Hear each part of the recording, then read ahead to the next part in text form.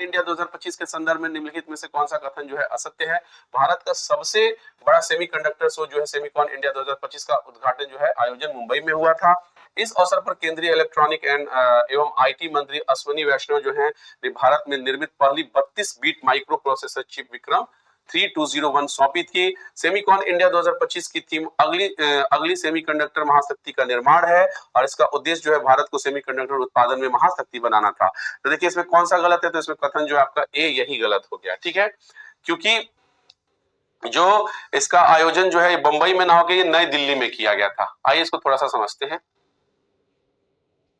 देखिए उपरोक्त कथनों में से कथन ए जो है गलत है, क्योंकि भारत का सबसे बड़ा सेमीकंडक्टर शो सेमिकॉन इंडिया 2025 का आयोजन जो है नई दिल्ली में 2 से 4 सितंबर 2025 को हुआ था। बाकी सारा तथ्य जो है वो सही है। आईआईटी जोधपुर में भारतीय भाषाओं और विरासत के लिए एआई उपकरण विकसित किया गया है। 16वीं एशियाई निशानेबाजी चैंपियनशिप 2025 में पदक तालिका में शीर्ष स्थान पर भारत रहा है, याद रखिएगा इस बात को। आगे बात करते हैं, भारत के सबसे बड़े एरो इंजन परीक्षण केंद्र का उद्घाटन जो है उत्तर प्रदेश में किया गया है। 4 सितंबर 2025 को विश्व मुक्केबाजी चैंपियनशिप लिवरपूल इंग्लैंड में आयोजित की गई थी, जिसमें जो है जैस्मिन लैम्बोरिया जो है इन्होंने 57 केजी महिला वर्ग में स्वर्ण पदक जीता था। भारत का पहला गिद्ध संरक्षण पोर्टल जो है असम में लॉन्च किया गया है और नमूना पंजीकरण रिपोर्ट 2023 के अनुसार भारत की जो शिशु मृत्यु दर है घटकर अब 25 पर आ गई है। संसद और राज्य केंद्र शासित प्रदेशों की विधानसभाओं की महिला सशक्तिकरण समितियों में के प्रथम राष्ट्रीय सम्मेलन का आयोजन जो है तिरुपति में किया गया है, जिसका विषय जो था विकसित भारत के लिए महिला नेतृत्व वाला विकास। आगे बात करते हैं, INS हिमगिरी को नौसेना के पूर्वी कमांड में शामिल कर दिया गया है और विश्व व्यापार रिपोर्ट 2025 विश्व व्यापार संगठन ने जारी किया है। प्रधानमंत्री मोदी जी द्वारा अपने जन्मदिन दिवस के अवसर पर स्वच्छ नारी सशक्त परिवार अभियान को जो है 17 सितंबर से 2 अक्टूबर तक पूरे देश में चलाया गया। याद रखिएगा, मोदी जी के जन्मदिन पर के अवसर पर स्वच्छ नारी सशक्त परिवार अभियान को जो है 17 सितंबर से 2 अक्टूबर तक पूरे देश में चलाया गया था। अगला क्वेश्चन है, ये आपके क्वेश्चन फिजिक्स का क्वेश्चन है कि किसी वस्तु का नियत त्वरण 10 मीटर प्रति सेकंड स्क्वायर से तथा प्रारंभिक वेग जो है 100 मीटर प्रति सेकंड से है, तो कितने समय बाद इसका वेग जो है दुगना हो जाता है? तो ये फॉर्मूला बेस्ड क्वेश्चन होता है। आपको मैंने उस दिन v is equal to U plus at का फॉर्मूला बताया था, उसी पर आधारित प्रश्न है, ये बन जाएगा। अगला क्वेश्चन है, निम्न कथनों में से कौन सा कथन असत्य है? अनुप्रस्थ तरंगों का संचरण केवल ठोस माध्यम, इसको रट लो, इस क्वेश्चन को रट लो, ये इस तरह का फिजिक्स का क्वेश्चन बड़ी पूछता है। इसमें पहला क्वेश्चन जो है, अनुप्रस्थ तरंगों का संचरण जो है केवल ठोस माध्यम में हो सकता है, अनुदैर्ध्य तरंगों का संचरण जो है ये सभी माध्यमों में हो सकता है और समुद्र में उत्पन्न तरंगे जो है अनुप्रस्थ और अनुदैर्ध्य तरंगों का संयोजन होती है। वायु में केवल अनुप्रस्थ यांत्रिक तरंगों का ही संचरण होता है। तो इसमें कौन सा कथन असत्य है? तो इसमें यही वाला डी वाला ऑप्शन जो है ये गलत है, क्योंकि वायु में केवल जो है अनुप्रस्थ यांत्रिक तरंगों का ही संचरण संभव होता है। यह कथन जो है असत्य है, क्योंकि वायु में अनुप्रस्थ तरंगों के साथ साथ अनुदैर्ध्य तरंगों का भी संचरण हो जाता है। आगे बात करते हैं, अनुप्रस्थ तरंगों के संचरण हेतु जो है माध्यम में दृढ़ता का गुण होना आवश्यक होता है, अतः यह केवल ठोसों में संचरित होता है। तो अनुप्रस्थ तरंग जो है ये केवल ठोसों में संचरित होता है। अनुदैर्ध्य तरंग जो है ये सभी माध्यम में उत्पन्न की जा सकती है और अनुदैर्ध्य तरंगे जो है संपीड़न और विरलन के रूप में संचरित होती हैं और अनुदैर्ध्य तरंगों का संचरण जो है सभी माध्यम यानी ठोस, द्रव्य, गैस तीनों में हो सकता है। आगे आपका क्वेश्चन है, निम्नलिखित में से कौन सा सही सुमेलित नहीं है? मुहत्तसीब जो है शरीयत के अनुसार लोगों के आचरण का निरीक्षण करता होता था। अमीर ए बहर जो है ये आंतरिक नौकायान का निरीक्षणकारी होता था। सहना ए पिल जो है ये राजा के घरेलू कार्यों का प्रमुख होता था। अमीर ए तुजुक जो है ये उत्सवों के आयोजन का अधिकारी होता था। तो इसका जो उत्तर है गलत, ये गलत वाला सहना ए पिल हो जाएगा, क्योंकि सहना ए पिल जो है ये हाथियों की सेना का प्रमुख होता था। आगे आइए, मुहत्तसीब जो है ये शरीयत के अनुसार लोगों के आचरण का निरीक्षण करता होता था, कैरेक्टर सर्टिफिकेट देने वाला अधिकारी होता था मुहत्तसीब। अमीर ए बहर जो है ये आंतरिक नौकायान एवं जलमार्गों का निरीक्षण करता होता था और सहना ए पिल जो है ये हाथियों के सेना का प्रमुख होता था और अमीर ए तुजुक जो है ये उत्सवों के आयोजन का अधिकारी होता था। इसके बाद देखिए, वकील ए दर जो है ये राजाओं के व्यक्तिगत एवं घरेलू कार्यों का प्रमुख होता था। अमीर ए आकुर जो है ये जो है अश्वशाला का प्रमुख होता था। कारकुन जो है ये वाला एग्जाम में पूछा गया है, कारकुन जो है ये भूमि कर का हिसाब रखने वाला होता था। सहना ए मंडी जो है ये बाजार मूल्य नियंत्रण एवं बाट माप जो है इसकी जांच करता था। सर ए जानदार जो है ये सुल्तान के अंगरक्षकों का प्रमुख होता था। आरिस ए मुमालिक जो है ये सैन्य विभाग का प्रमुख होता था, ये भी आपके एग्जाम में पूछा गया है। अमीर ए हाजिब जो है ये दरबारी शिष्टाचार के नियमों को लागू करता था, ये भी आपके एग्जाम में पूछा गया है। चलिए आगे बात करते हैं, हाल ही में नेपाल में हुए जैन जेड आंदोलन के संदर्भ में असत्य कथन को चुनिए। देखिए जैन जेड बहुत ज्यादा न्यूज में भी है, तो इसको आइए थोड़ा सा समझते हैं। नेपाल में मीडिया पर प्रतिबंध के खिलाफ हुए आंदोलन में जैन जेड पीढ़ी के लोगों ने जो है महत्वपूर्ण भूमिका निभाई थी। ओली सरकार के तख्ता पलट के बाद सेना प्रमुख अशोक राज जो है अशोक राज सिंहडेन को अंतरिम प्रधानमंत्री चुन लिया गया था।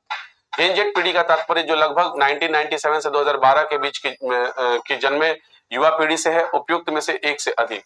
तो देखिए इसमें से कौन सा कथन जो है असत्य है, इसमें कथन जो है आपका ये बी है, क्योंकि राज सिगडेन जो थे इनको अंतरिम प्रधानमंत्री नहीं बनाया गया था बल्कि एक महिला बनी थी। आइए इसको देखते हैं। 9 सितंबर को ओली सरकार के त्याग पत्र के बाद नेपाल के पूर्व मुख्य न्यायाधीश जो है सुशीला कार्की, एक महिला है, सुशीला कार्की को जो है 12 सितंबर 2025 को जो है अपने अंतरिम पद और गोपनीयता की शपथ दिलाई गई थी। सुशीला कार्की जो है नेपाल की पहली महिला मुख्य न्यायाधीश रही हैं और अब यह देश की पहली महिला प्रधानमंत्री भी बन गई है। आइए थोड़ा सा और बात करते हैं इसके बारे में। देखिए भारत ने इजराइल के साथ, इसके बारे में नहीं मतलब अन्य तथ्य के बारे में, भारत ने इजराइल के साथ 8 सितंबर 2025 को द्विपक्षीय निवेश समझौता पर हस्ताक्षर कर लिया है। अगस्त 2025 तक भारत के 605 उत्पादों को जीआई टैग प्रदान कर दिया गया है। याद रखिएगा अगस्त 2025 तक भारत को कुल 605 उत्पादों को जीआई टैग दे दिया गया है और वर्ष 2030 तक इसको बढ़ाकर कितना करने की उसको रखा गया, तो 10,000 उत्पादों को जीआई टैग देने का बात रखा गया है। खाद्य प्रसंस्करण उद्योग को बढ़ावा देने के लिए जो है वर्ल्ड फूड इंडिया 2025 प्रदर्शनी का आयोजन नई दिल्ली में किया गया था और 15 सितंबर 2025 को प्रधानमंत्री मोदी ने बिहार के पूर्णिया जिला में केंद्रीय बजट 2025-26 में घोषित राष्ट्रीय मखाना बोर्ड का उद्घाटन किया था। तो याद रखिएगा 15 सितंबर 2025 को प्रधानमंत्री मोदी जी ने बिहार के पूर्णिया जिला में केंद्रीय बजट में जब घोषणा किया गया था कि राष्ट्रीय मखाना बोर्ड का उद्घाटन करेंगे तो उन्होंने किया है। तो याद रखिएगा पूर्णिया जिला में इन्होंने किया था। 8 सितंबर 2025 को बिहार सरकार द्वारा आंगनबाड़ी सेविकाओं का मानदेय है जो 7,000 रुपए से बढ़ाकर 9,000 रुपया कर दिया गया। बहुत बहुत बहुत इंपॉर्टेंट क्वेश्चन है। तथा आंगनबाड़ी जो सहायिकियां जो है इनका मानदेय 4,000 से बढ़ाकर 4,500 रुपए प्रति माह करने की घोषणा कर दी गई है। तो याद रखिएगा जो आंगनबाड़ी सेविकाएं हैं उनका जो अब सैलरी है 9,000 रुपया कर दिया गया है और आंगनबाड़ी में जो सहायिकाएं हैं, जो सहायिका के रूप में है, उनका मानदेय जो है 4,500 रुपया कर दिया गया है। पुरुष हॉकी एशिया कप 2025 का खिताब जो है ये भारत ने जीता है। ओफेक 19 नामक उन्नत जासूसी उपग्रह का प्रक्षेपण जो है इजराइल ने किया है। छत्तीसगढ़ सरकार ने सभी जेलों के कैदियों के लिए योग्य और सुदर्शन क्रिया कर शुरू की है, ये भी रट लीजिएगा, ये पूछ सकता है। आंध्र प्रदेश में स्पेस सिटी और रक्षा केंद्र बनाने की घोषणा की गई है, ये भी रट लीजिएगा। आंध्र प्रदेश में स्पेस सिटी और रक्षा केंद्र बनाने की घोषणा की गई है। अगला आपसे क्वेश्चन है कि यदि लोकसभा का अध्यक्ष एवं उपाध्यक्ष दोनों अनुपस्थित हो तो संसद की संयुक्त अधिवेशन की अध्यक्षता कौन करता है? तो राष्ट्रपति, प्रधानमंत्री, राज्यसभा का सभापति या राज्यसभा का उपसभापति। तो देखिए राज्यसभा का जो उपसभापति होता है यही इसकी अध्यक्षता करता है, ये इंपॉर्टेंट है। लोकसभा के अध्यक्ष और उपाध्यक्ष की अनुपस्थिति में संसद के संयुक्त सत्र की अध्यक्षता जो है राज्यसभा के उपसभापति करते हैं और संसद के संयुक्त सत्र का प्रावधान जो है संविधान के अनुच्छेद 108 में किया गया है। प्राय संसद के संयुक्त सत्र की अध्यक्षता जो लोकसभा के अध्यक्ष करते हैं, लेकिन उनकी अनुपस्थिति में उपाध्यक्ष करेगा और अगर उनकी भी उपस्थिति है तो आपके राज्यसभा के उपसभापति करेंगे और उपसभा की अनुपस्थिति में जो उपस्थित सदस्यों द्वारा निर्णय लिया जाता है उनकी अध्यक्षता कौन करेगा, वो करता है। संयुक्त अधिवेशन का आह्वान जो है भारत के राष्ट्रपति द्वारा की जाती है और संयुक्त अधिवेशन जो है निम्नलिखित परिस्थितियों में बुलाई जाती है: जब दूसरे सदन द्वारा विधेयक को अस्वीकृत करने पर, विधेयक में किए गए संशोधनों की असहमति पर, दूसरे सदन द्वारा विधेयक को 6 माह से अधिक लंबित रखने पर या संयुक्त बैठक साधारण विधेयक या वित्त विधेयक के मामले में ही बुलाई जा सकती है। धन विधेयक तथा संविधान संशोधन विधेयक के मामले में जो है संयुक्त बैठक जो है नहीं बुलाई जा सकती है। आगे बात करते हैं।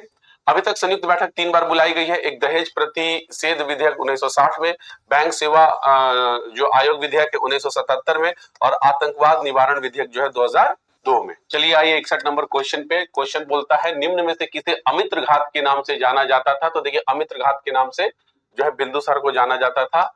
देखिए आगे बात करते हैं। चंद्रगुप्त मौर्य का उत्तराधिकारी बिंदुसार था जो कि 298 ईसा वर्ष पूर्व में मगध की राजगद्दी पर बैठा था।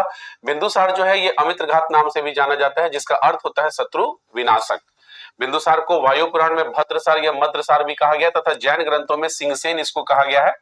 बिंदुसार के शासनकाल में जो है तक्षशिला में हुए 2 विद्रोहों का वर्णन मिलता है और इस विद्रोह को दबाने के लिए बिंदुसार के पहले सुसीम को भेजा गया, परंतु वो असफल होने के बाद फिर अशोक को भेजा गया था। मिस्र के शासक जो है टॉलमी द्वितीय फिलाडेल्फियस ने जो है डायोनिसियस नामक राजदूत को जो है बिंदुसार के दरबार में भेजा था। अगला आपसे क्वेश्चन है, सूची 1 को सूची 2 से मिलाइए। कालसी, गिरनार, जौगढ़, मस्की कहां स्थित है और ये जितना भी स्थल है तो ये आपके अशोक के जो है लघु स्तंभ के बारे में बात कर रहा है, तो आइए इसको मिला लेते हैं। देखिए अशोक के जो वृहद शिलालेख है, सॉरी हम स्तंभ लेख बोल दिए, वृहद शिलालेख की संख्या जो है 14 है जो 8 स्थानों से प्राप्त होती है। और अशोक के शिलालेख और उसकी प्रतिमा प्राप्ति जो है कहां से हुई, तो देखिए शाहबाजगढ़ी जो है ये पेशावर से मिला है और मानसेहरा जो है ये हजारा से मिला। और याद रखिएगा ये दोनों पे खरोष्टी लिपि मिली है, खरोष्टी लिपि मिली है। क्या मिली है? खरोष्टी लिपि मिली है। इसके बाद अगर बात करते हैं कालसी जो है ये देहरादून से प्राप्त हुआ है। गिरनार जो है ये जूनागढ़ गुजरात से, धौली जो है ये पुरी से, जौगढ़ जो है गंजाम से, सोपारा जो है थाने से, एररगुड्डी जो है कुर्नूल आंध्र प्रदेश से, मस्की जो है ये रायचूर कर्नाटक से, गुर्जरा जो है दतिया मध्य प्रदेश से, ब्रह्मगिरी जो है चितलदुर्ग कर्नाटक से और भ्राबू जो है ये जयपुर से ये प्राप्त हुआ है, जो कि वृहद स्तंभ लेख है अशोक का। आगे बात करते हैं, निम्नलिखित में से किस मंत्रालय द्वारा ज्ञान भारत पोर्टल की लॉन्च की गई है? तो ज्ञान भारत पोर्टल का लॉन्च जो है संस्कृति मंत्रालय ने किया था। देखिए ज्ञान भारत पोर्टल संस्कृति मंत्रालय द्वारा लॉन्च किया गया था, जिसका उद्देश्य भारत की पांडुलिपि विरासत को डिजिटल बनाने में सहयोग करना था। और केंद्रीय बजट 2025-26 में ज्ञान भारतम मिशन की घोषणा की गई थी, जिसका उद्देश्य जो है भारत की पांडुलिपि विरासत का सर्वेक्षण, दस्तावेजीकरण और संरक्षण करना था। आइए भारत सरकार और राज्य मंत्रालयों के विभिन्न पोर्टल एवं मोबाइल ऐप से संबंधित तथ्यों को समझ लेते हैं। देखिए प्रवाह पोर्टल जो है ये आरबीआई द्वारा जारी किया गया है और इसमें विनियामक प्रक्रियाओं को सुव्यवस्थित एवं पारदर्शिता बनाना है। आरबीआई डेटा जो है ये आरबीआई द्वारा जारी किया गया है, आर्थिक एवं वित्तीय डाटा तक पहुंच प्रदान करना है। प्रतिभा सेतु पोर्टल जो है ये यूपीएससी द्वारा जारी किया गया और यूपीएससी के अंतिम रूप से चयनित न होने वाले मेधावी जो उम्मीदवारों हैं उनको रोजगार देना है। एकलव्य पोर्टल जो है ये भारतीय सेना द्वारा जारी किया गया है और इसमें अपने अधिकारियों को आधुनिक एवं युद्ध के लिए तैयार करना है। सचेत पोर्टल जो है ये भारतीय आपदा प्रबंधन प्राधिकरण द्वारा किया गया है और लोगों को प्राकृतिक आपदाओं के प्रति सचेत करना इसका वो है। उम्मीद पोर्टल जो है ये अल्पसंख्यक मंत्रालय द्वारा जारी किया गया और देश भर के वक्फ संपत्तियों के बेहतर प्रबंधन करना है इसमें।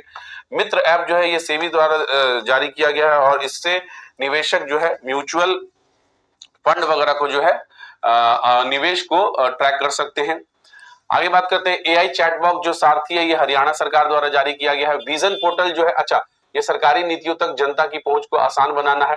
विजन पोर्टल जो है केंद्रीय विज्ञान एवं प्रौद्योगिकी मंत्रालय द्वारा जारी किया गया और वंचित बच्चों में कौशल विकास करना इसका उद्देश्य है। स्कैन पोर्टल जो है ये उपभोक्ता मामले, खाद्य और सार्वजनिक मंत्रालय द्वारा जारी किया गया, जिसमें सार्वजनिक वितरण प्रणाली को आधुनिक बनाना है। राइज ऐप जो है ये उत्तर प्रदेश सरकार द्वारा लॉन्च किया गया, जिसको बच्चे को नियमित करना है। भारत पोल पोर्टल जो है ये केंद्रीय गृह मंत्रालय द्वारा जारी किया गया और यह सीबीआई का पोर्टल है, जिसका उद्देश्य भगोड़ों को पकड़ना है। सक्षम ऐप जो है ये भारतीय निर्वाचन आयोग द्वारा जारी किया गया और 85 वर्ष के उम्र से अधिक व्यक्तियों को घर में मतदान की सुविधा प्रदान करने से है। और जो ईसीआई नेट ऐप है ये भारतीय निर्वाचन आयोग द्वारा इसको भी जारी किया गया और इसमें मतदान आंकड़ों में तेजी लाना है। ई सेहत ऐप जो है जम्मू एंड कश्मीर सरकार द्वारा जारी किया गया और राज्य के लोगों की स्वास्थ्य सेवाओं को सुलभ बनाना है। अन्न दर्पण पोर्टल जो है ये भारतीय खाद्य निगम द्वारा जारी किया गया, आपूर्ति श्रृंखला प्रबंधन प्रणाली को प्रभावी बनाना है। संकलन ऐप जो है ये एनसीआरबी द्वारा जारी किया गया है और यह आपराधिक कानूनों का संग्रह देखने के लिए है।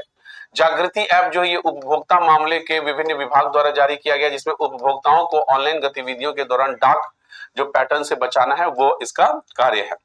आगे बात करते हैं, ओटीटी प्लेटफॉर्म जो है सी स्पेस जो है ये केरल सरकार का है, साथ ही सी स्पेस भारत का पहला जो है सरकारी स्वामित्व वाला ओटीटी प्लेटफॉर्म भी है। अगला आपसे क्वेश्चन है, निम्नलिखित में से किसे प्रतिष्ठित दादा साहेब फाल्के पुरस्कार 2023 के लिए चुना गया है? तो देखिए ये मोहनलाल जी हैं, इनको चुना गया है, साउथ के हीरो हैं। तो भारतीय सिनेमा के महत्वपूर्ण योगदान देने के लिए दादा साहेब फाल्के अवार्ड 2023 के लिए मोहनलाल को चुना गया है और यह पुरस्कार जो है 71वें राष्ट्रीय फिल्म पुरस्कार समारोह में प्रदान किया गया था। दादा साहेब फाल्के पुरस्कार जो है भारतीय सिनेमा का सर्वोच्च सम्मान है, जिसकी स्थापना जो है 1969 में हुई थी। चर्चा में रहा जो बोनार्ड स्टैंडर्ड्स का संबंध जो है ये मानहानि के मामले से है। मानहानि के मामले में जो है पूर्व परीक्षण निषेधाज्ञा से है। आगे बात करते हैं।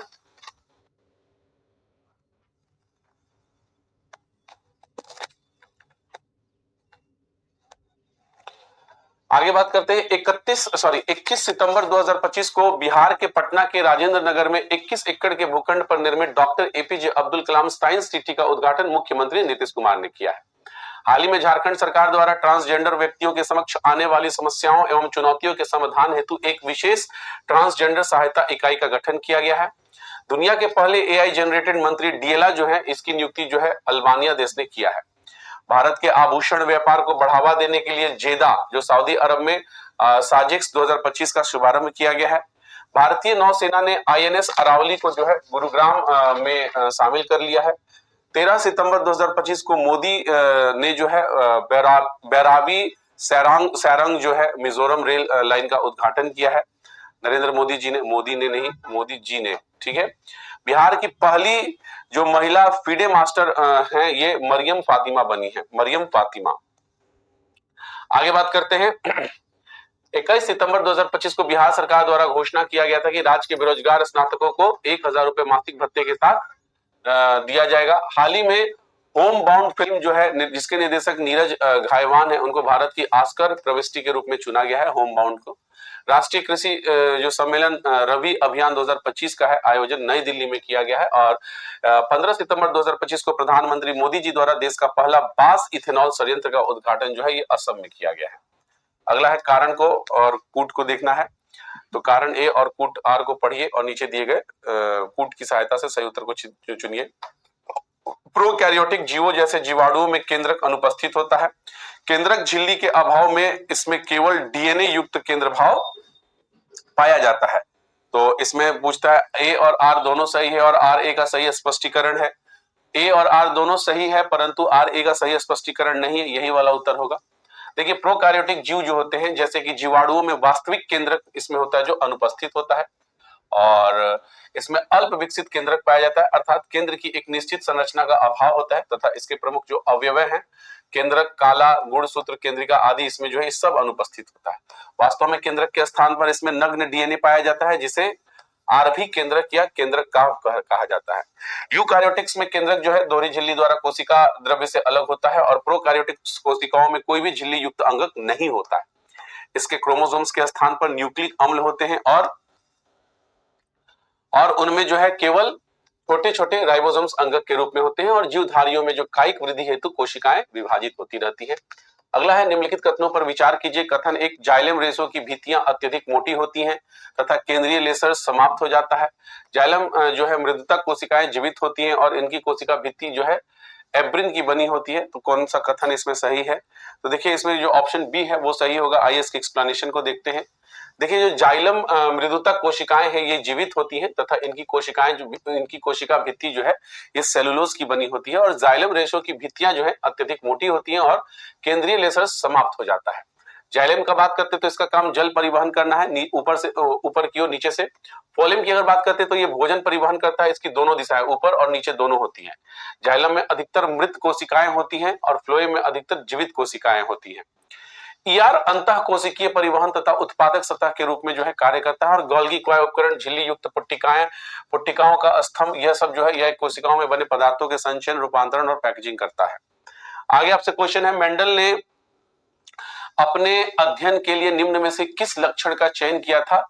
तो तने की लंबाई, फूल की स्थिति, फूल का रंग, बीज का आकार, फल का रंग, बीज का रंग, उपरोक्त सभी। तो देखिए इसमें से सभी दिख रहा है, सभी ही हो जाएगा। तो मेंडल ने अपने अध्ययन के लिए विकल्प में दिए गए सभी लक्षणों का चयन किया था। मेंडल द्वारा मटर के पौधे में चुने गए 7 युग्म जो विकल्पी हैं इनका लक्षण क्या क्या? तो बीज की आकृति, प्रभावी गोल और अप्रभावी जो था झुर्रीदार था, बीज का रंग, पुष्प का रंग, फली की आकृति, फल का रंग, पुष्प की स्थिति, पौधे की लंबाई, सबको देखा गया था। आगे आइए, फ्रांस की सरकार द्वारा प्रकाशित सरकारी रिपोर्ट या दस्तावेज को क्या कहा जाता है? तो फ्रांस की सरकार द्वारा प्रस्तावित रिपोर्ट या उसको क्या कहा जाता है? तो इसको हम लोग क्या बोलते हैं, येलो बुक कहते हैं, येलो बुक, येलो बुक। तो प्रमुख देशों के सरकारी दस्तावेजों का नाम देखिए क्या क्या है।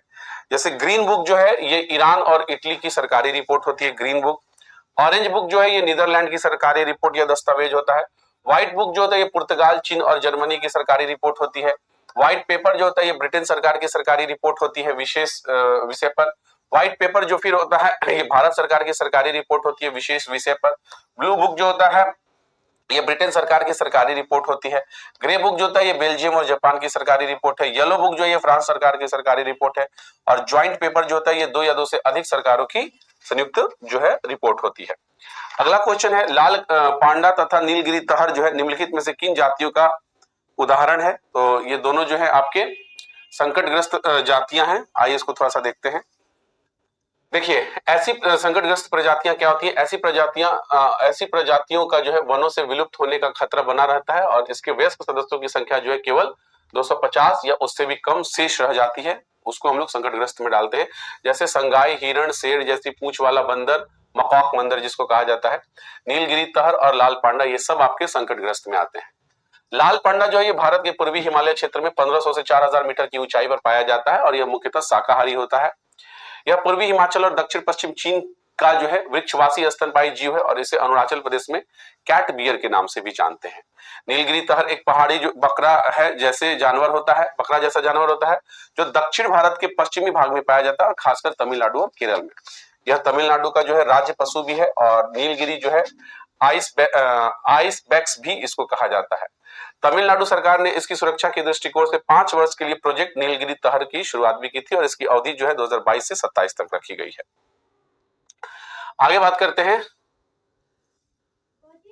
तो वर्ष 1996 में विश्व प्राकृतिक निधि जो है, जिसको हम लोग world wide fund for nature बोलते हैं, किस सहयोग से पद्मजा नायडू जो हिमालयन जंतु पार्क में लाल पांडा परियोजना का शुभारंभ किया गया था। और सुभेद जातियां क्या होती है?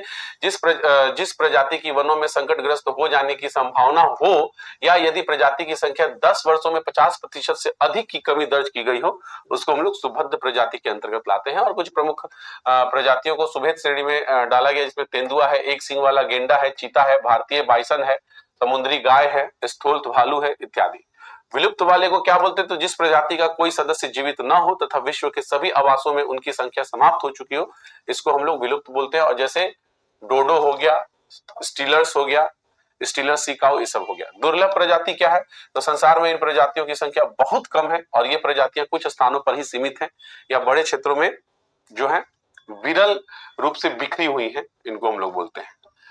हाल ही में लाल गर्दन वाला जो फलारोप है दुर्लभ प्रजाति की पक्षी को पहली बार जो है नाजरायण पंछी अभ्यारण्य में देखा गया है। लुप्त हो रहे महत्वपूर्ण जीवों हेतु भारत के संरक्षण प्रयास क्या क्या है? तो प्रोजेक्ट टाइगर जो है 1973 में बाघों के संरक्षण के लिए शुरू किया गया था। प्रोजेक्ट एलिफेंट जो है ये उसको 1992 में केंद्र सरकार द्वारा हाथियों के संरक्षण के लिए किया गया था। गेंडा परियोजना जो है ये 1987 में इसको शुरू किया गया था। गिद्ध संरक्षण प्रोजेक्ट जो है ये हरियाणा का वन विभाग तथा बॉम्बे नेचुरल हिस्ट्री सोसाइटी के बीच जो है समझौता था, जिसे 2006 में शुरू किया गया था। और इस परियोजना को 2025 तक जो है विस्तारित करने के लिए केंद्रीय पर्यावरण, वन और जलवायु परिवर्तन मंत्रालय ने गिद्ध संरक्षण कार्य योजना जो है 2020 से 25 शुरू किया है। भारत में अधिकांश गिद्धों की मृत्यु जो है पशुओं को दी जाने वाली डाइक्लोफेनॉक दवा से होती है। और हिमालयी राज्यों में हिम तेंदुआ संरक्षण के लिए 2009 में जो है हिम तेंदुआ परियोजना शुरू किया गया था। अगला है आपसे, प्रथम प्रशासनिक सुधार आयोग का गठन कब किया गया था? तो प्रथम प्रशासनिक सुधार आयोग का गठन 1966 में किया गया था। देखिए प्रथम प्रशासनिक सुधार आयोग की स्थापना 1966 में केंद्र राज्य संबंधों में सुधार के उद्देश्य से की गई थी। प्रथम प्रशासनिक सुधार आयोग की स्थापना केंद्र सरकार ने 1966 में मोरारजी देसाई की अध्यक्षता में की थी। और उल्लेखनीय है कि मोरारजी देसाई के उप प्रधानमंत्री बनने के पश्चात के हनुमंथैया को अध्यक्ष पद पर नियुक्त किया गया था। इस आयोग का जो रिपोर्ट के अध्ययन हेतु MC सीतलवाड़ा की अध्यक्षता में एक कमेटी का गठन किया गया था, जिसकी प्रमुख सिफारिशें थी, जिसमें अंतरराज्यीय परिषद के गठन का सुझाव था, राज्यपाल के रूप में गैर दलीय व्यक्ति की नियुक्ति थी, केंद्र राज्यों के संबंध में सुधार से संबंधित अन्य समितियों को देख लीजिए कौन कौन सा है। तो राजमन्नार समिति है, इसको 1969 में तमिलनाडु सरकार द्वारा डॉक्टर B पी राजमन्नार की अध्यक्षता में केंद्र राज्य संबंधों की समीक्षा के लिए एवं राज्यों को स्वायत्तता दिलाने के संदर्भ में संविधान में संशोधन के लिए सुझाव को गठित किया गया था इसमें। और इसमें प्रमुख सिफारिश अंतरराज्य परिषद का गठन था, राज्यपाल के प्रसाद प्रयत्न मंत्री परिषद के पद धारणा का अवधारणा की समाप्ति करना था। सरकारी आयोग जो है इसका गठन 1983 में उच्चतम न्यायालय के सेवानिवृत्त न्यायाधीश आर.एस. सरकारिया की अध्यक्षता में हुई थी और इसे 1988 में अपनी रिपोर्ट सौंपी थी, जिसमें अंतरराज्यीय परिषद के गठन का बात किया गया था। साथ ही साथ अनुच्छेद 356 की जो सीमित उपयोग है उसका बात किया गया था। क्षेत्रीय परिषद के गठन का बात किया गया था। त्रिभाषा फॉर्मूला समान रूप से लागू होना चाहिए। पूंछी आयोग जो है इसका गठन 2007 में केंद्र सरकार ने केंद्र राज्य संबंधों की समीक्षा के लिए उच्चतम न्यायालय के भूतपूर्व न्यायाधीश मदन मोहन पूंछी की अध्यक्षता में गठित की थी और इन्होंने भी अपनी रिपोर्ट जो है 2010 में सरकार को सौंप दी थी, जिसका सिफारिश था राज्यपालों का चयन करते समय केंद्र सरकार को सरकारी आयोग के अनुशंसाओं का पालन करना चाहिए और राज्यपाल का कार्यकाल जो है 5 साल निर्धारित होना चाहिए। अगला है क्वेश्चन आपसे, एनआईआरएफ इंडिया रैंकिंग 2025 के संबंध में निम्नलिखित में से कौन सा कथन असत्य है? तो आइए पढ़ते हैं। ए, 4 सितंबर 2025 को शिक्षा मंत्रालय द्वारा एनआईआरएफ रैंकिंग 2025 जारी किया गया था। एनआरआईएफ 2025 में 17 श्रेणियों में से 14,163 संस्थानों को शामिल किया गया था। शिक्षा मंत्रालय द्वारा सितंबर 2015 में एनआईआरएफ रैंकिंग जारी किया गया था और आईआईटी मद्रास को लगातार 8वें वर्ष समग्र श्रेणी में शीर्ष संस्थान के रूप में मान्यता दी गई थी। तो इसमें कौन सा कथन आपका सत्य है? तो यही वाला आपका सत्य है। देखिए एनआईआरएफ रैंकिंग 2025 के प्रमुख तथ्य क्या क्या हैं? तो यह इंजीनियरिंग में आईआईटी मद्रास को, विश्वविद्यालय में भारतीय विज्ञान संस्थान बेंगलुरु को, प्रबंधन में आईआईएम अहमदाबाद को, वास्तुकला एवं नियोजन में आईआईटी रुड़की को, फार्मेसी में जो है जामिया हमदर्द नई दिल्ली को, कॉलेज में हिंदू कॉलेज नई दिल्ली को, विधि में राष्ट्रीय विधि विश्वविद्यालय बेंगलुरु को, चिकित्सा में एम्स दिल्ली को और कृषि एवं संबंध क्षेत्र में भारतीय कृषि अनुसंधान संस्थान नई दिल्ली को और नवाचार में जो है आईआईटी मद्रास को अच्छा रैंकिंग दिया गया है। आइए कुछ और अन्य तथ्यों को देख लेते हैं कि वैश्विक नवाचार सूचकांक 2025 सितंबर 2025 में विश्व बौद्धिक संपदा संगठन द्वारा जारी किया गया था, जिसमें स्विट्जरलैंड को शीर्ष स्थान पर तथा भारत को 38वां स्थान प्राप्त हुआ है वैश्विक नवाचार सूचकांक में, जो सितंबर 2025 में विश्व बौद्धिक संपदा संगठन द्वारा जारी किया गया था। टाइफून काजिकी 22 अगस्त 2025 को जो है वियतनाम के तटीय प्रांतों को प्रभावित किया था और भारत और जापान ने जो है संयुक्त क्रेडिटिंग मैकेनिज्म के क्रियान्वयन के लिए जो है सहयोग ज्ञापन हस्ताक्षरित किया था। आगे गांधी जी के नेतृत्व में चलाए गए विभिन्न आंदोलनों का सही कालानुक्रम बताइए। रॉलेट एक्ट, अहमदाबाद मिल हड़ताल, चंपारण आंदोलन और खेड़ा आंदोलन।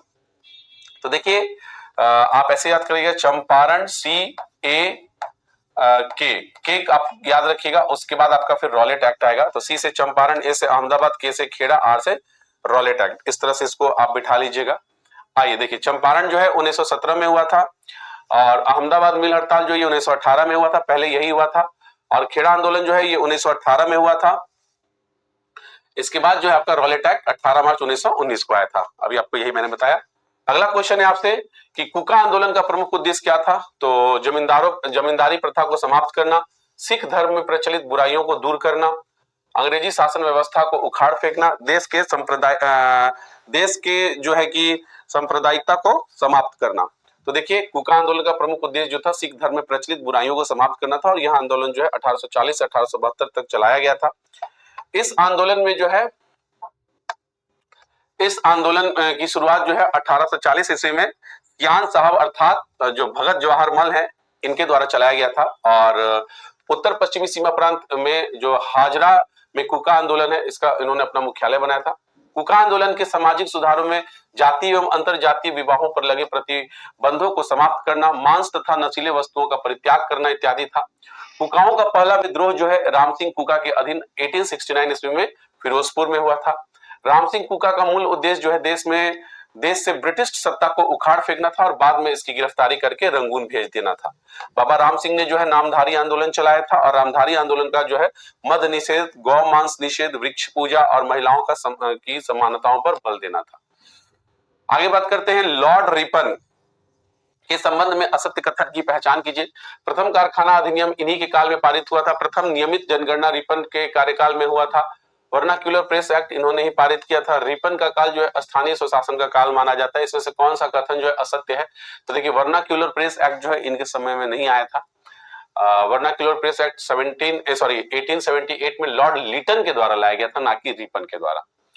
तो आइए, रिपन के समय में प्रथम नियमित जनगणना जो है 1881 में शुरू हो गई थी और 1881 में प्रथम फैक्ट्री अधिनियम इसी के समय में पारित हुआ था और 1882 में शिक्षा से संबंधित हंटर कमीशन का गठन भी इसी के समय हुआ था। इल्बर्ट बिल विवाद जो है 1883 से 84 में रिपन के समय में ही हुआ था और रिपन ने नमक कर को कम किया था। रिपन का काल जो है स्थानीय स्वशासन का काल भी माना जाता है और रिपन के समय जो है 1882 में वर्नाक्यूलर प्रेस एक्ट को समाप्त किया गया था, ना कि इसको लाया गया था। वर्नाक्यूलर प्रेस एक्ट जो है लॉर्ड लिटन के समय 1878 में लाया गया था। इसने जो है नगर में नगर पालिकाओं का भी गठन किया था रिपन के समय। अगला आपसे क्वेश्चन है, हाल ही में किस संस्था द्वारा artificial intelligence implications for trade and inclusive growth report जारी किया गया है? तो इसको विश्व व्यापार संगठन द्वारा जारी किया गया है। चलिए आइए, तो विश्व व्यापार संगठन द्वारा उपयुक्त रिपोर्ट जारी किया गया है और विश्व व्यापार संगठन के अनुसार एआई के प्रभाव से 2040 तक वैश्विक व्यापार में महत्वपूर्ण बदलाव आएगा, जिससे व्यापार में लगभग 40% की वृद्धि की संभावना है। वर्ष 2025-26 के लिए अफीम की खेती हेतु वार्षिक लाइसेंसिंग नीति में मध्य प्रदेश, उत्तर प्रदेश तथा राजस्थान राज्य जो है शामिल है। उल्लास कार्यक्रम का उद्देश्य प्रौढ़ शिक्षा एवं साक्षरता है और वर्ष 2025 में आत्मसम्मान आंदोलन का 100 वर्ष जो है पूरा हुआ है। आत्मसम्मान आंदोलन वर्ष 1925 ईस्वी में ईवी रामास्वामी जो है, जिनको पेरियार से थे, द्वारा तमिलनाडु में शुरू किया गया था। आत्मसम्मान आंदोलन ईवी रामास्वामी द्वारा 1925 में शुरू किया गया था तमिलनाडु में। आईएनएस कदमत जो पापुआ न्यू गिनी के 50वें स्वतंत्र दिवस समारोह में शामिल हुआ था। आगे बात करते हैं, अगस्त 2026 में बैडमिंटन विश्व चैंपियनशिप की मेजबानी जो है भारत नई दिल्ली में की जाएगी। 3 सितंबर 2025 को जो है फुजेरा ग्लोबल शतरंज चैंपियनशिप 2025 में प्रणव जो वेंकटेश हैं, सुपरस्टार सेक्शंस का खिताब इन्होंने जीत लिया है। तमिलनाडु राज्य ने जो है कलेमामणि पुरस्कार की घोषणा की है। याद रखिएगा, कलेमामणि पुरस्कार की घोषणा जो है तमिलनाडु राज्य ने किया है। हाल ही में छत्तीसगढ़ के सूरजपुर जिले के 75 ग्राम पंचायतों को बाल विवाह मुक्त पंचायत घोषित किया गया। अति महत्वपूर्ण तथ्य है। हाल ही में रक्षा मंत्रालय ने हाल के साथ 97 लाइट कॉम्बैट एयरक्राफ्ट MKIA खरीदने के लिए जो है समझौता कर लिया है। आगे बात करते हैं, 27 सितंबर 2025 को अरुणाचल प्रदेश राज्य में सुबनसिरी नदी पर जो है 2200 मेगावाट का ओजू जल विद्युत परियोजना की मंजूरी दी गई है और भारत ने जो है अपनी पहली विदेशी डिफेंस जो है मैन्युफैक्चरिंग यूनिट मोरक्को में स्थापित किया है। अगला क्वेश्चन है, निम्नलिखित कथनों पर विचार कीजिए। दो पिंडों के बीच परस्पर बल सदैव समान एवं एक दिशा में होता है। क्रिया एवं प्रतिक्रिया बल एवं वस्तु पर कार्य करता है। उपरोक्त में से कौन सा कथन सत्य है?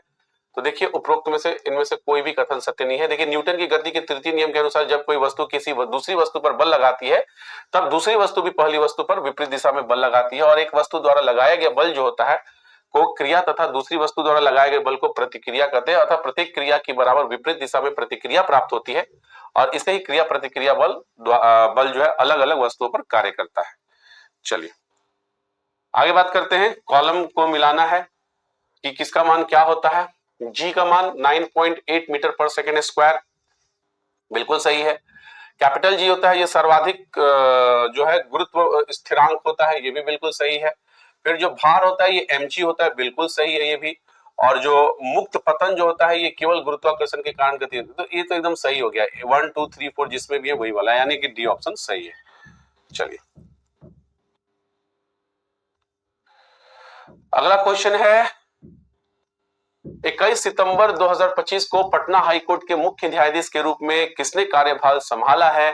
तो देखिए, पटना मुख्य न्यायाधीश के रूप में न्यायमूर्ति पवन कुमार भीमप्पा जो है बंजथरी, इन्होंने जो है पदभार संभाल लिया है।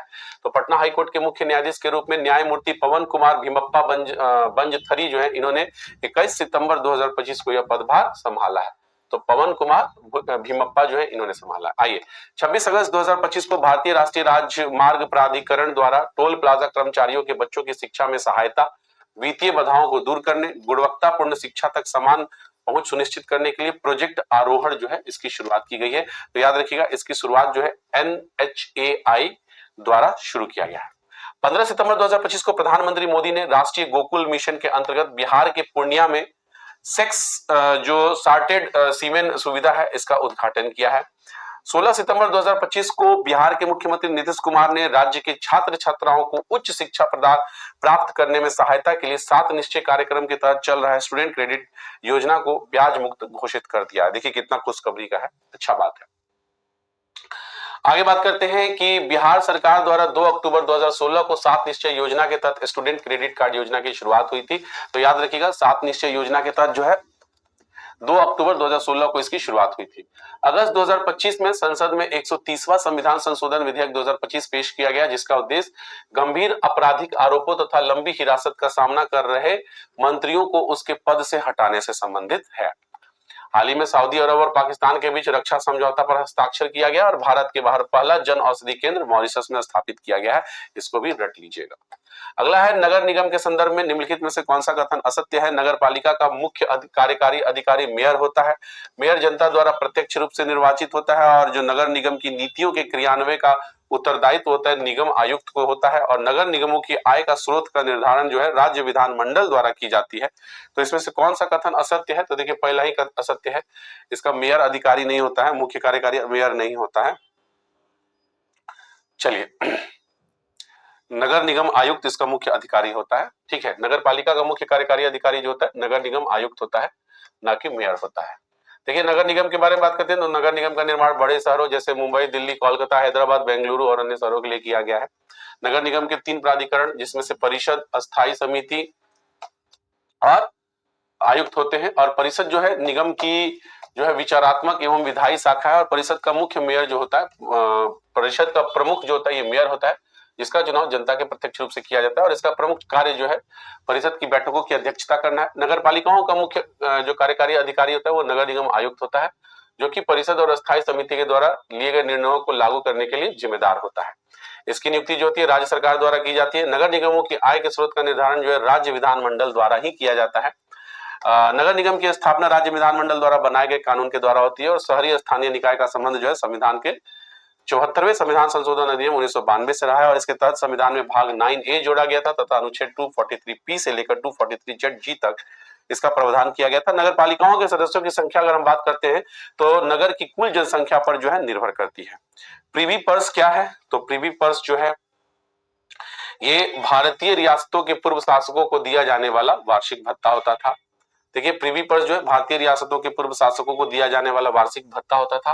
इंदिरा गांधी ने वर्ष 1971 में भारतीय संविधान के 26वें संविधान संशोधन के माध्यम से जो है प्रीवी पर्स को समाप्त कर दिया था, जिसके तहत अनुच्छेद 291 और 362 को हटा दिया गया था। समाप्ति का कारण था कि सरकार का खर्च जो है कम करना तथा समानता के सिद्धांतों को बढ़ावा देना था। स्वतंत्रता के समय जो है भारत में 550 से अधिक रियासतें थी और सरदार वल्लभ भाई पटेल और वीपी मेनन ने कूटनीतिक और बातचीत के माध्यम से इन राज्यों को भारतीय संघ में एकीकृत करने के लिए महत्वपूर्ण भूमिका निभाई थी। अगला है आपसे 10 से 16 सितंबर 2025 को जेडपैड नामक बहुपक्षीय सैन्य अभ्यास का आयोजन कहां किया गया है, तो देखिए इसका आयोजन जो है रूस में किया गया है। 10 से 16 सितंबर 2025 को जेडपैड नामक बहुपक्षीय सैन्य अभ्यास जो है मुलिनो निजी नोवगोरोड रूस में आयोजित की गई है, जिसमें से भारतीय सशस्त्र बलों ने भाग लिया है। 31 अगस्त 2025 को भारतीय सेना ने अरुणाचल प्रदेश के कामेंग क्षेत्र में जो है युद्ध कौशल 3.0 जो है सैन्य अभ्यास जो है अपना संपन्न किया है। तो याद रखिएगा युद्ध कौशल 3.0 सैन्य अभ्यास का आयोजन जो है अरुणाचल प्रदेश में किया गया है। कहां पे, कामेंग क्षेत्र में। कब किया गया, 31 अगस्त 2025 को। भारतीय दूरसंचार विभाग ने जो है फाइनेंशियल इंटेलिजेंस यूनिट इंडिया के साथ साइबर अपराध एवं वित्तीय धोखाधड़ी से निपटने के लिए जो है MOU पर हस्ताक्षर कर लिया है। आगे बात करते हैं, महाराष्ट्र के अहमदनगर रेलवे स्टेशन का नाम बदलकर अहिल्यानगर कर दिया गया है। इजराइल ने मिसाइल रोधी लेजर प्रणाली आयरन बीम का जो है सफल परीक्षण सितंबर 2025 में कर लिया है। 4 सितंबर 2025 को विदेश मंत्री एस जयशंकर ने नई दिल्ली में जो है समीथा सम्मेलन का उद्घाटन किया है और दिल्ली सरकार ने अस्पताल परिचालकों के लिए विश्राम गृह परियोजना की शुरुआत की है। तो अस्पताल परिचालकों के लिए विश्राम गृह की योजना शुरुआत की गई है दिल्ली सरकार के द्वारा। 6 से 21 सितंबर 2025 तक गया जी में प्रतिपक्ष मेला का आयोजन किया गया था। ये डेट याद रखिएगा, 6 से 21 सितंबर तक किया गया था। मिशन सुदर्शन चक्र का उद्देश्य जो है वर्ष 2035 तक आयरन डोम जैसी स्वदेशी वायु रक्षा प्रणाली को विकसित करना है भारत में। हाल ही में भारत, ईरान और उज्बेकिस्तान की पहली त्रिपक्षीय बैठक जो है ईरान की राजधानी तेहरान में की गई है। सितंबर 2025 में भारत और वेनेजुएला के द्विपक्षीय सहयोग को नई दिशा देने हेतु हेतु कृषि, दवा और एआई आदि क्षेत्रों में पायलट प्रोजेक्ट पर सहयोग करने की शुरुआत की गई है। अगला है आपसे, निम्नलिखित युग्मों में से कौन सा युग्म सही सुमेलित नहीं है?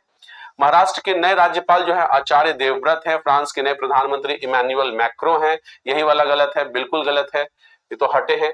मिस इंटरनेशनल इंडिया 2025 जो है रूस सिद्धू हैं, बिल्कुल सही है। सर्वश्रेष्ठ महिला फुटबॉलर का जो बैल्डन डिओर फेमिनिन बना है वो एताना बोनमाटी बना है, स्पेन के, बिल्कुल सही है पुरस्कार। देखिए फ्रांस के नए प्रधानमंत्री का नाम जो है सेबेस्टियन लेकार्नू है, ना कि आपके इमैनुअल मैक्रो है। दीपक मित्तल संयुक्त अरब अमीरात में जो है भारत के नए राजदूत नियुक्त हुए हैं। आइए अन्य तथ्यों के बारे में। तो दीपक मित्तल को संयुक्त अरब अमीरात में भारत के नए राजदूत के रूप में नियुक्त किया गया है। भारतीय रिजर्व बैंक के पूर्व गवर्नर उर्जित पटेल को जो है अंतर्राष्ट्रीय मुद्रा कोष के निदेशक मंडल में भारत द्वारा जो है कार्यकारी निदेशक नामित कर दिया गया है। 19 सितंबर 2025 को अमेरिकी राष्ट्रपति डोनाल्ड ट्रंप द्वारा एक घोषणा पर हस्ताक्षर करते हुए H1 वीजा प्रायोजित करने वाली कंपनियों के लिए शुल्क जो है बढ़ाकर $1,00,000 कर दिया गया है। आगे बात करते हैं विवेक गुप्ता को इंडियन न्यूज़पेपर सोसाइटी का नया अध्यक्ष चुना गया है। जो अनुपर्णा राय हैं उनको उनके वीत चित्र सोगस ऑफ द फॉरगटन ट्रीज के लिए जो है और ओरिजोंटी श्रेणी में बेस्ट डायरेक्टर का अवार्ड मिला है। और जापान के कोकिची आकुजाओ जो 102 वर्ष की आयु में जो है माउंट फूजी पर चढ़ाई की है। देखिए आप लोग से एग्जाम नहीं निकल रहा है, 102 वर्ष में माउंट फूजी पर चढ़ जा रही है लोग। तो 11 सितंबर 2025 को भारत का पहला विदेशी अटल नवाचार केंद्र का शुभारंभ जो है संयुक्त अरब अमीरात में किया गया है। जनजातीय कार्य मंत्रालय के आदि संस्कृति डिजिटल लर्निंग प्लेटफॉर्म लॉन्च किया गया है। जनजातीय कार्य मंत्रालय ने जो है आदि संस्कृति डिजिटल लर्निंग प्लेटफॉर्म लॉन्च किया है। यूक्रेन देश ने जो है अपनी पहली स्वदेशी क्रूज मिसाइल जो है फ्लेमिंगो का सफल परीक्षण कर लिया। और आरबीआई ने हाल ही में भूपेन हजारिका के सम्मान में जो है 100 रुपए मूल्य वर्ग का विशेष सिक्का जारी किया है। अगला आपका क्वेश्चन है कौन सा पार्टी का स्थापना वर्ष क्या क्या रहा है? तो आइए इसको देखते हैं, इसके उत्तर को ही देख लेते हैं।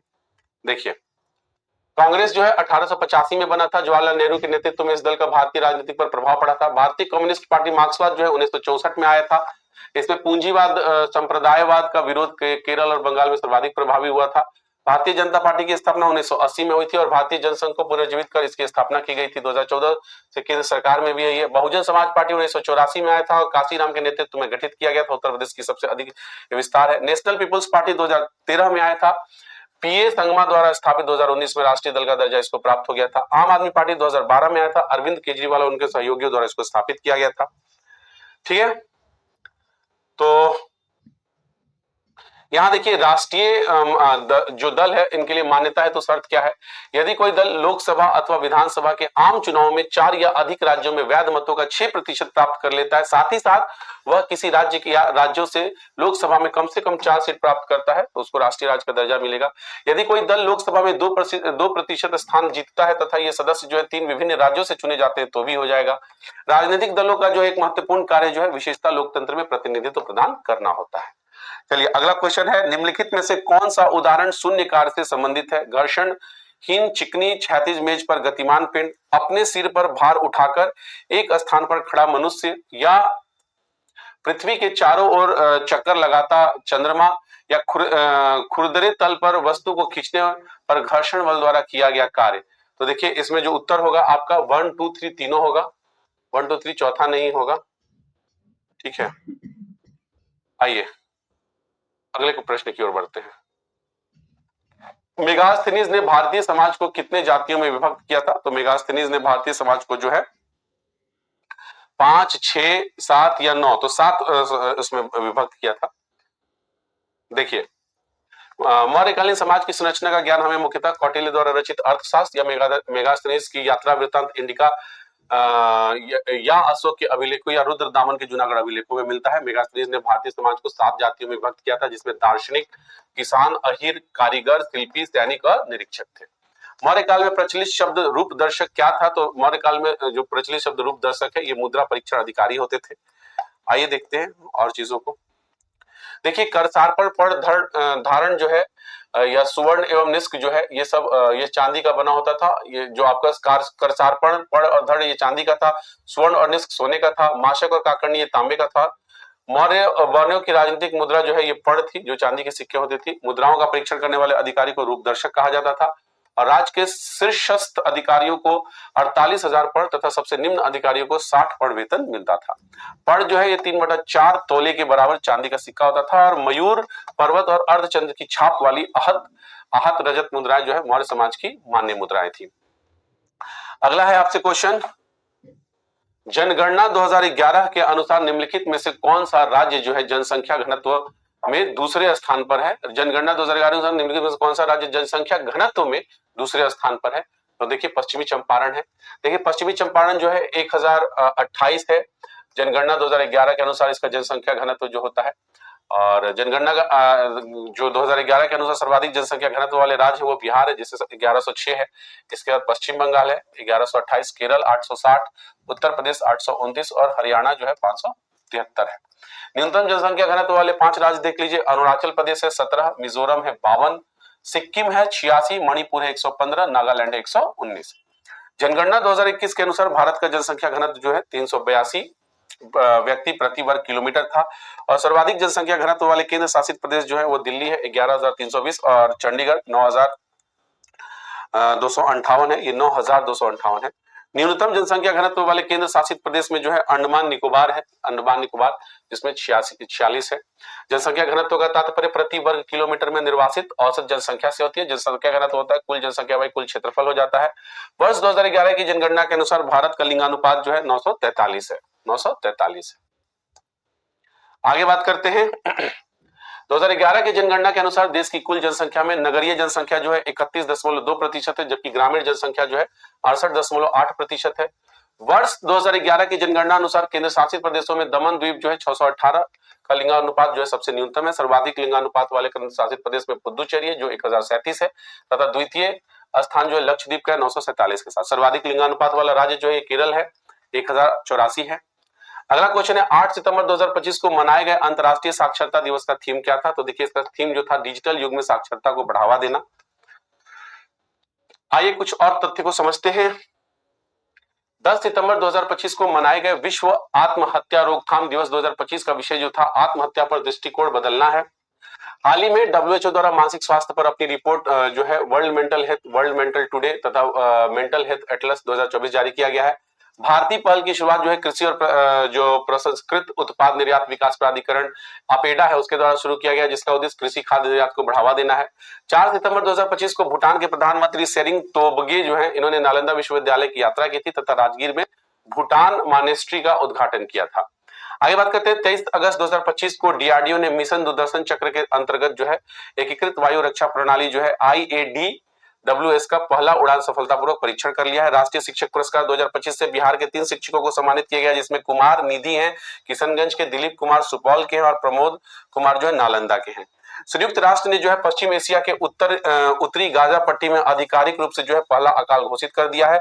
31 अगस्त 2025 को अफगानिस्तान देश में जो है 6.0 तीव्रता का भूकंप आया था, जिसमें बड़ी संख्या में लोगों की मृत्यु हुई थी। अगला क्वेश्चन है आपसे, किसी विद्युत परिपथ में उत्पन्न उष्मा के समानुपाती क्या होता है? तो उष्मा के समानुपाती धारा स्क्वायर होता है। ठीक है। अगला क्वेश्चन है आपसे, नीचे दिए गए टैक्सानों को उनके सही वर्गीकृत पदानुक्रम में व्यवस्थित कीजिए। कैटेगरी में टैक्सोनॉमी में दिए गए, तो इसमें जो है वंश, प्रभाग, गण, कुल, जाति, जगत, वर्ग है। तो देखिए इसमें जो है आपका जो एक सीक्वेंस होगा वो सबसे पहले जो है 6 नंबर है जगत, उसके बाद 2 है प्रभाग, उसके बाद 7 है आपका वर्ग, इसके बाद 3 है आपका गण, उसके बाद 4 है आपका कुल, उसके बाद 1 है आपका वंश, उसके बाद है आपका 5 जाति। ठीक है, आइए इसको देखते हैं। देखिए इनका विवरण जो निम्न है। जगत किंगडम वार्गिकी पदानुक्रम की सबसे बड़ी इकाई होती है। उसके बाद प्रभाग डिवीजन होता है, पादपों में, संघ में, फाइलम जंतुओं में। उसके बाद वर्ग होता है क्लास, अनेक गणों का समूह होता है। उसके बाद गण होता है ऑर्डर, अनेक कुलों का समूह होता है। उसके बाद कुल होता है, अनेक वंशों का समूह होता है। उसके बाद वंश होता है, अनेक जातियों का समूह होता है। और जाति जो होता है वर्गीकरण की सबसे छोटी और आधारभूत इकाई होती है। अगला है क्वेश्चन आपसे 24 अगस्त 2025 को बिहार स्टार्टअप समिट 2025 का उद्घाटन किसके द्वारा किया गया था? तो ये देखिए उप मुख्यमंत्री जो है आपके सम्राट चौधरी, उनके द्वारा किया गया था। आइए कुछ महत्वपूर्ण तथ्य को समझ लेते हैं। देखिए 29 अगस्त 2025 को मुख्यमंत्री नीतीश कुमार ने अध्यक्षता में हुई कैबिनेट बैठक में मुख्यमंत्री महिला रोजगार योजना 2025 को मंजूरी दी गई थी। मुख्यमंत्री महिला रोजगार योजना की जो पात्रता है, आवेदिकाओं का उम्र 18 से 60 तथा बिहार का अस्थायी निवासी होना आवश्यक है। आवेदिका तथा उसके पति आयकर दाता या सरकारी नौकरी में न हो। 5 सितंबर 2025 को मुख्यमंत्री नीतीश कुमार ने जो है पटना के समीप पुनपुन नदी पर बिहार के पहले जो है केबल सस्पेंशन ब्रिज का जो है उद्घाटन किया था, और यह उत्तराखंड के ऋषिकेश में स्थित लक्ष्मण झूले के तर्ज पर बनाई गई है, जिसकी लंबाई 320 मीटर होगी। पीएम स्वनिधि योजना 2.0 का विस्तार जो है 31 मार्च 2030 तक किया गया है। चर्चा में रहा अचान कमार टाइगर रिजर्व जो है छत्तीसगढ़ राज्य में है। मदर मेरी कम्स टू मी पुस्तक अरुंधति रॉय की रचना रही है, और भारत में पुरुष हॉकी एशिया कप 2025 जो है दक्षिण कोरिया को 4-1 से हराकर जीत गया है। आगे बात करते हैं। उत्तर प्रदेश सरकार द्वारा शिक्षकों के लिए जो है कैशलेस चिकित्सा की घोषणा की गई है, और 8 सितंबर 2025 को भारत के अत्याधुनिक और सबसे बड़ा खेल परिसर का उद्घाटन जो है अहमदाबाद में किया गया है। भारतीय नौसेना में पनडुब्बी रोधी युद्धपोत जो है अंद्रोध, ये विशाखापट्टनम में इसको शामिल किया गया है। अगला क्वेश्चन है आपसे, नमूना पंजीकरण सर्वेक्षण 2023 के अनुसार भारत में कुल प्रजनन दर घटकर कितनी हो गई है, जो प्रतिस्थापन दर 2.0 से नीचे है। तो देखिए इसका जो है 1.9 हो गया है, 1.9। आइए कुछ और करंट अफेयर्स को देख लेते हैं। आरबीआई द्वारा जो है फोन पे को ऑनलाइन पेमेंट एग्रीगेटर के रूप में कार्य करने की अंतिम रूप से चुना गया है। हाल ही में नवीन और नवीकरणीय ऊर्जा मंत्रालय द्वारा देश की पहली भूतापीय ऊर्जा जो नीति है लॉन्च की गई है, और इस नीति का उद्देश्य भूतापीय ऊर्जा को देश के नवीकरणीय ऊर्जा मिश्रण का प्रमुख हिस्सा बनाना है। सर्वोच्च न्यायालय के न्यायाधीश जो जेबी पादरीवाला एवं आर महादेवन की पीठ ने जो है 12 सितंबर 2025 को दिए गए निर्णय में कहा था कि आवास का अधिकार संविधान के अनुच्छेद 21 के तहत जीवन के मौलिक अधिकार का एक पहलू है। विश्व व्यापार रिपोर्ट 2025 डब्ल्यूटीओ द्वारा जारी किया जाता है। बाजार पूंजीकरण की दृष्टि से भारत की सबसे बड़ी कंपनी जो है रिलायंस कंपनी बन गई है। 2027 में एससीओसी का सम्मेलन का आयोजन जो है पाकिस्तान में किया जाएगा, और आईसीसी महिला क्रिकेट बल्लेबाजी रैंकिंग में शीर्ष स्थान जो है स्मृति मंधाना जी को हासिल हुआ है। फीडे महिला जो ग्रैंड स्विस 2025 जो है ये वैशाली रमेश बाबू ने जीत लिया है। अंबु कर्नल योजना तमिलनाडु द्वारा शुरू किया गया है, और 20 सितंबर 2025 को चुनाव आयोग ने जो है मानदंडों के उल्लंघन पर 474 राजनीतिक दलों को सूची से बाहर कर दिया है। आगे बात करते हैं। 20 सितंबर 2025 को स्वयं सहायता समूह सदस्यों के लिए पहचान पत्र तमिलनाडु सरकार द्वारा जारी किया गया है। आईएमएफ जो है भारत के यूपीआई को डिजिटल भुगतान का वैश्विक मॉडल बता रहा है। अगला है आपसे, निम्नलिखित में से कौन सा कथन सही नहीं है। आपातकाल की घोषणा 1975 में इंदिरा गांधी ने की थी। 1975 में जेपी ने जनता के संसद मार्च का नेतृत्व किया था। 1977 के लोकसभा चुनाव में पहली बार कांग्रेस चुनाव हार गई थी। 1971 के चुनाव में कांग्रेस ने गरीबी हटाओ का नारा दिया था। तो इसमें देखिए जो कथन सही नहीं है वो पहला वाला सही नहीं है। देखिए आपातकाल की घोषणा जो है 1975 में राष्ट्रपति फखरुद्दीन अली अहमद द्वारा की गई थी, न कि तत्कालीन प्रधानमंत्री, क्योंकि आपातकाल घोषणा करने का जो शक्ति है वो राष्ट्रपति को है। जयप्रकाश नारायण ने जो है बिहार की कांग्रेस सरकार को बर्खास्त करने की मांग की गई थी, और उन्होंने सामाजिक, आर्थिक और राजनीतिक दायरे में संपूर्ण क्रांति का आह्वान किया था। तो संपूर्ण क्रांति का आह्वान जो है आपके जयप्रकाश नारायण जी द्वारा किया गया था। 1975 में जेपी ने जनता के संसद मार्च का नेतृत्व भी किया था, और जून 1975 में इलाहाबाद उच्च न्यायालय द्वारा जो है लोकसभा के लिए इंदिरा गांधी के निर्वाचन को अवैधानिक करार कर दिया गया था। यह आपातकाल जो है अनुच्छेद 352 के तहत जो है लागू की गई थी, और वर्ष 1977 के लोकसभा चुनाव में पहली बार जो है ऐसा हुआ था कि कांग्रेस लोकसभा का चुनाव हार गई थी। जिसके उपरांत प्रथम गैर कांग्रेसी प्रधानमंत्री के तौर पर मोरारजी देसाई को चुना गया था, जिनका कार्यकाल 1977 से 1979 तक रहा था। और 1977 के लोकसभा चुनाव के दौरान जो है विपक्ष ने लोकतंत्र बचाओ के नारों पर चुनाव लड़ा था। 1971 के चुनाव में कांग्रेस ने गरीबी हटाओ का नारा भी दिया था, और संविधान हत्या दिवस हर साल जो है 25 जून को मनाया जाता है। 25 जून 1975 को चूंकि यह आपातकाल लगाया गया था। अगला क्वेश्चन है, सूची 1 को सूची 2 से मिलाइए। पंजाब हिमालय, कुमाऊं हिमालय, असम हिमालय, नेपाल हिमालय कौन से नदी के बीच में है? तो आइए इसको देख लेते हैं। देखिए पंजाब हिमालय जो है ये सिंधु और सतलज नदी के मध्य में पर्वतीय भाग है। पंजाब हिमालय इसको कहा जाता है, जिसकी लंबाई 560 जो किलोमीटर है। इसका अधिकांश भाग जो है लद्दाख, जम्मू कश्मीर, हिमाचल प्रदेश में पाया जाता है। इस क्षेत्र की सबसे ऊंची चोटी जो है नंगा पर्वत है, जो कि 8126 मीटर है। कुमाऊं हिमालय जो है ये सतलज तथा काली नदी के मध्य स्थित है, और इसकी लंबाई 320 किलोमीटर है। यह पंजाब हिमालय की अपेक्षा ऊंचा भाग नहीं है। इस क्षेत्र की सबसे ऊंची चोटी जो है नंदा देवी है, 7,816 मीटर है। नेपाल हिमालय जो ये काली नदी से तीस्ता नदी के मध्य 800 किलोमीटर की लंबाई में स्थित है। इसके अधिकांश भाग जो है नेपाल में है। और विश्व की सबसे ऊंची पर्वत चोटी जो माउंट एवरेस्ट है 8,848 मीटर इसी क्षेत्र में स्थित है। असम हिमालय जो है ये तीस्ता नदी से ब्रह्मपुत्र नदी तक 570 किलोमीटर में असम हिमालय तक इसका विस्तार है। यह सिक्किम, असम और अरुणाचल प्रदेश में विस्तृत है। यह नेपाल हिमालय की अपेक्षा कम ऊंचा है और हिमालय का देशांतरीय विभाजन दो भागों में हुआ है, पश्चिमी हिमालय और पूर्वी हिमालय। ठीक है।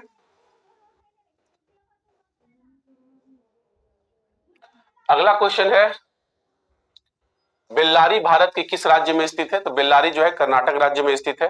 देखिए बेल्लारी भारत के कर्नाटक राज्य में स्थित है। कर्नाटक के पूर्वी भाग जो है में स्थित बेल्लारी भारत के प्रमुख मैंगनीज उत्पादक क्षेत्र में आता है और इस क्षेत्र में लौह अयस्क भी पाया जाता है।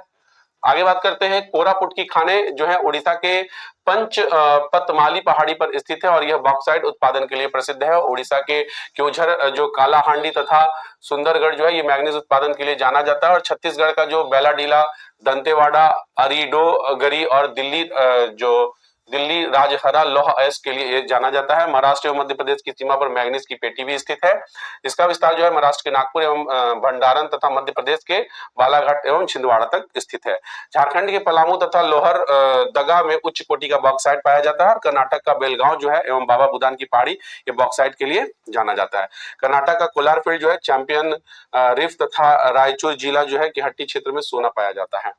अगला क्वेश्चन है आपसे, भारतीय मानक समय रेखा 82.5 डिग्री जो है पूर्वी देशांतर तथा कर्क रेखा एक दूसरे को प्रतिच्छेद कहां करती है? तो देखिए ये है, आप एक दूसरे को छत्तीसगढ़ में प्रतिच्छेद करती है। तो भारतीय मानक समय रेखा तथा कर्क रेखा का प्रतिच्छेदन जो है बिंदु छत्तीसगढ़ में है। ये आपस में एक दूसरे को छत्तीसगढ़ में काटती है। कर्क रेखा जो है 23.5 डिग्री उत्तरी अक्षांश देश के कुल 8 राज्यों से, जिसमें गुजरात, राजस्थान, मध्य प्रदेश, छत्तीसगढ़, झारखंड, पश्चिम बंगाल, त्रिपुरा, मिजोरम से होकर गुजरता है।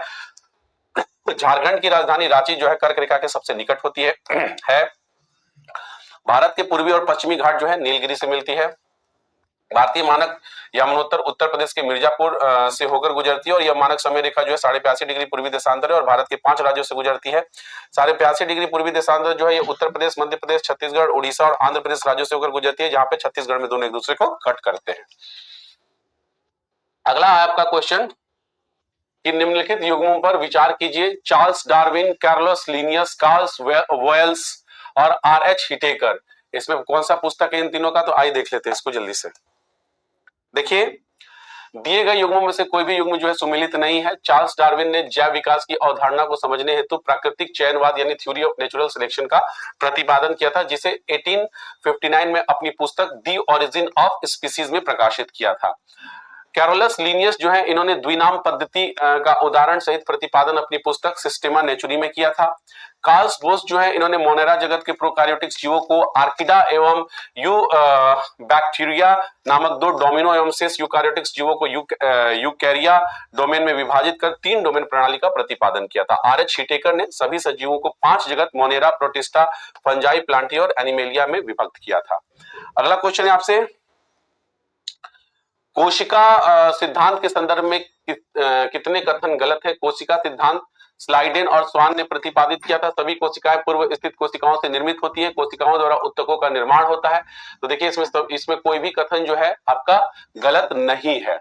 ठीक है, स्लाइडेन और स्वान ने कोशिका सिद्धांत प्रतिपादित किया था और वर्तमान में कोशिका सिद्धांत के अनुसार सभी जीव जो है कोशिका और कोशिका उत्पाद से बने होते हैं। सभी कोशिकाएं जो है पूर्व स्थित कोशिकाओं में निर्मित होती हैं। कुछ और बातों को समझ लेते हैं। कोशिका जीवन की जो मूलभूत संरचनात्मक इकाई होती है और कोशिका के चारों ओर जो है प्लाज्मा झिल्ली होता है और ये झिल्लियां जो है लिपिड तथा प्रोटीन की बनी होती है। कोशिका झिल्ली कोशिकाओं का सक्रिय भाग होता है और ये पदार्थों की गति को कोशिका के भीतर तथा बाहरी वातावरण में नियमित कर देता है। पादप कोशिकाओं में कोशिका झिल्ली के चारों ओर एक कोशिका भित्ति होती है और कोशिका भित्ति जो है सेलुलोज की बनी होती है। पादप की कोशिकाओं में स्थित कोशिका भित्ति जो है फंजाई तथा बैक्टीरिया को अल्प परासरण जो दावी घोल है माध्यम से बिना फटे जीवित रखता है। अगला क्वेश्चन है, सूची 2 से मिलान कीजिए। खोखो 2025, जोमैटो मानसिक स्वास्थ्य राजदूत, मालदीव का ग्लोबल ब्रांड एम्बेसडर किसको बनाया गया है? इस पे बात करने के लिए कह रहा है। तो आइए इसको देखते हैं। यहाँ पे देखिए योजना और ब्रांड एम्बेसडर में जो लेविस है इसके ब्रांड एम्बेसडर है आलिया भट्ट। स्केचर्स के जो है मोहम्मद सिराज हैं। Fit India icon Ayushmann Khurana है। टाटा जो मोटर्स है विक्की कौशल है। ड्रीम टेक्नोलॉजी जो है कृषि सेनन है, कृति सेनन होगा, Kriti Sanon, Kriti Sanon. World para athlete जो है कंगना रनाट है, और राष्ट्रमंडल शांति दूत जो है सुकन्या सोनोवाल है। ऑस्ट्रेलिया पर्यटन अभियान जो है सारा तेंदुलकर है। नमो युवा रन अभियान जो है मिलिंद सोमन है। झारखंड राज्य पर्यटन जो है महेंद्र सिंह धोनी है। कर्नाटक वन विभाग जो है अनिल कुंबले है। डिटॉल कंपनी जो है महेंद्र सिंह धोनी है। ऑडी इंडिया नीरज चोपड़ा है। यूरेका फॉर्ब्स जो है श्रद्धा कपूर है। पूमा इंडिया पीवी सिंधु है। इंडिया गेट बासमती चावल अमिताभ बच्चन है, और हथकरघा उद्योग उड़ीसा सरकार माधुरी दीक्षित है। चलिए अगला क्वेश्चन जो है ये आपके मैथ्स का क्वेश्चन है, इसको आप लोग देख लीजिएगा। तो चलिए आपका यहाँ पे ये सेशन खत्म होता है, अगले सेशन में मिलते हैं।